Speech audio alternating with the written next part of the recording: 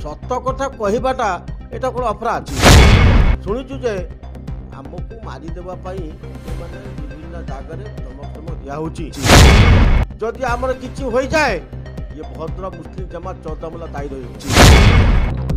नामुल हक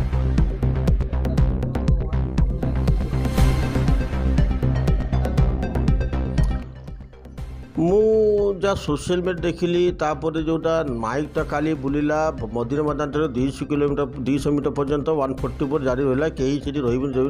ये माने छोट छुआठार मुरब्बी पर्यंत एटा चिंता कर 140 कहीं लगिला तो लोक गोटे भयभीत हो मदिरा कौन हो कि लोक सब जाना दरकार जदि किसी असामिज व्यक्ति से मैंने जहाँ कहते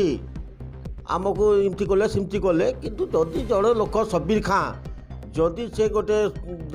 दरखास्त देइथिला जो नवीन निवास जाते शंख भवन को जाइए जो मुस्लिम जमात ना धरिकी जोटा बाइट देले से तार उत्तर मांगापी प्रश्न देइथिला तार जवाब दिंतु 14 मुला मुस्लिम जमात गोटे निर्दलीय गोटे अनुष्ठान से दलर कौन प्रकार ये मतभेद कर उचित थिलानी जदि कांग्रेस सरकार आसिले भी आम कांग्रेस सरकार जो कोटी कोटी टंका दियंती आम वेलकम करूँ बीजेपी सरकार आसो आम अनुष्ठान देते आम वेलकम करूँ बीजेडी सरकार वेलकम करूँ किंतु टिकेट मांगवा कार सुपारिश करवा एटा घोर निंदनीय घटना। द्वितीय कथा है मुझे शुणिली जो सत कथा कहवाटा एटा कौन अपराध ये जो आम मुझे जड़े काउंसिलर प्रतिनिधि मुझे गोटे 14 मुला मुस्लिम जमात मुझे गोटे सभ्य अच्छु किंतु जदि घटना कौन होता आमको डाक पचारे कि से कौन कले एमएलए इंगित घर को जाकि बसिकी आमर उपसभापति जो अच्छा आमर 14 मुलार जकाला बाबू घरे राति 12टा मीटिंग है से जाके थाना एफआईआर दिगला 4 जन ना एफआईआर दिगला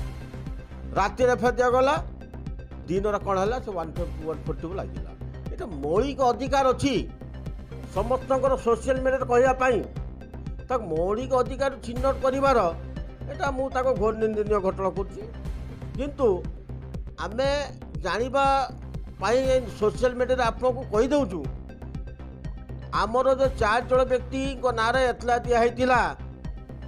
आम भी ना एतला देवाई प्रस्तुत थिलु किंतु प्रशासन आमको कहला ना एटा एतला दरकार नहीं आम निजे भितर डाकी बुझाण करदेमु किंतु आम शुणुचु जे आमको मारिदेवा से माने विभिन्न जगह धमक दिया जदि आम 4 जनकर किसी जीवन प्रति विपद अच्छी आम भयभीत अच्छु जदि आमर किसी हो जाए ये भद्र मुस्लिम जमात 14 मुला दायी रमर परिवार क्षतिपूरण देवे आमर जहाँ घटो मुस्लिम जमात भद्र 14 दायी रहा आम जिला प्रशासन अनुरोध करूँ आमको सुरक्षा दि जाऊ।